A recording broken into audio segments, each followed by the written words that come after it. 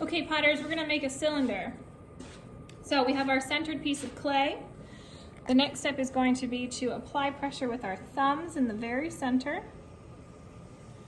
We apply pressure slowly and controlled, and then we release it, slow and controlled. So thumbs work together and made a center hole. Now, I don't know if I went down far enough, so I want to stop my wheel, use my needle tool, and check the depth. So I'm about that deep. You see that? So that's perfect. I would say with these needles, a little less than half or a quarter is perfect, so half the length of the needle tool. If it is too thick still, you can just start your wheel back up and then put your thumbs back in and go down a little bit further. If it gets too thin, we're kind of out of luck. So call me over and I'll tell you what to do. So once we've made our hole and our depth is good, we're ready to take that tiny hole and make a base. So I'm going to support the wall with my left hand. I'm gonna put my middle finger and my first finger into the center, find the bottom, and then pull straight across the bottom.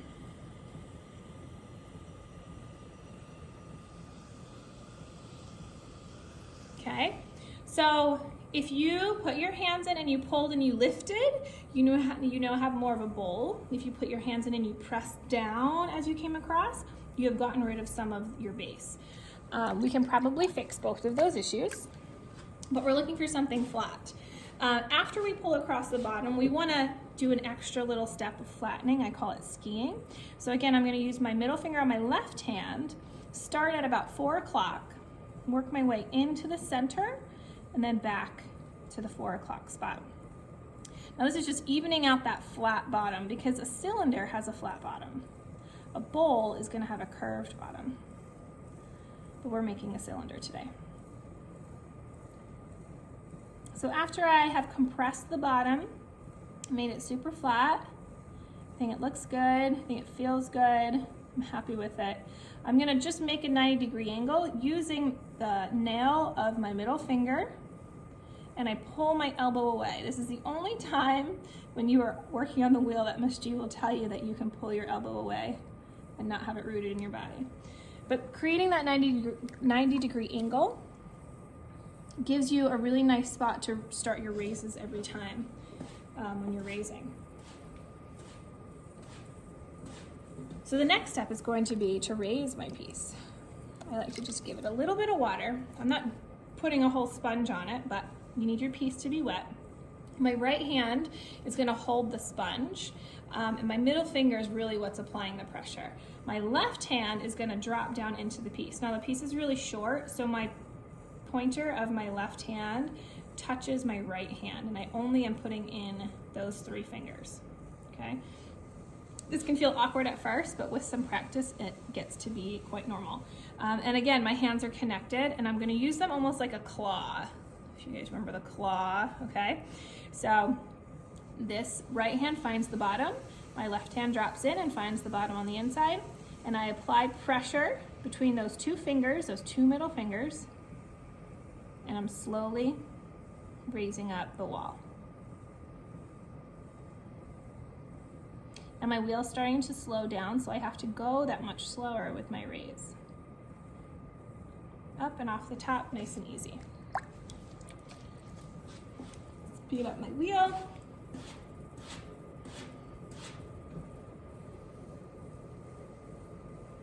I'm compressing the top rim. Get the water out of the center. And I'm gonna raise again.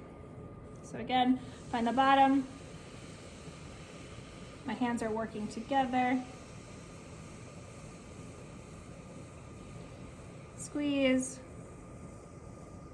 and raise.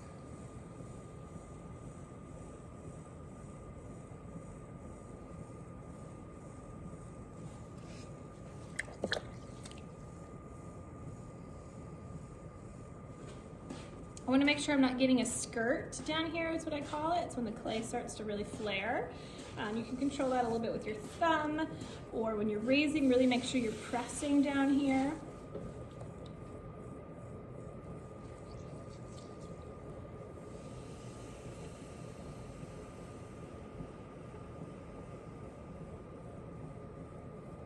So my hands are still attached. My thumb on my left hand is attached to my thumb on my right hand, okay? So they worked together as they came up. Now as this piece gets taller, I'm not gonna be able to keep the same hand positioning, so I'll have to change it. So now I'm gonna drop this finger down inside, but I'm gonna let this thumb attach to my hand again. Make sure we're still raising together and working together.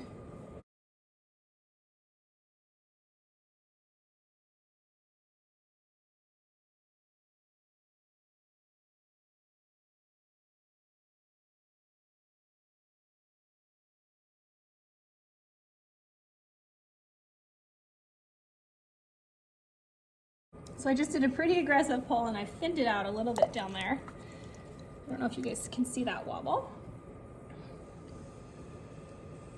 So now I'm just gonna finish it up.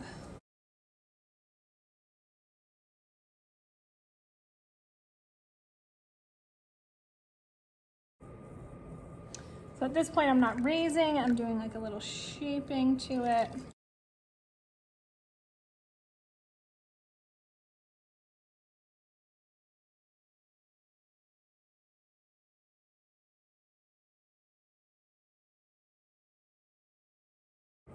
Make sure when you finish your piece, there's no water inside.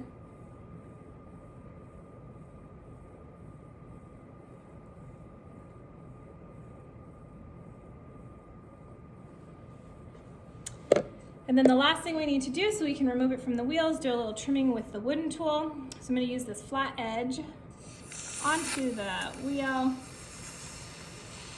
into the piece. Then I'm gonna turn it upside down and use the same edge up against the piece. Just doing a little bit of trimming on the wheel so I don't have so much trimming to do once this guy comes off the wheel.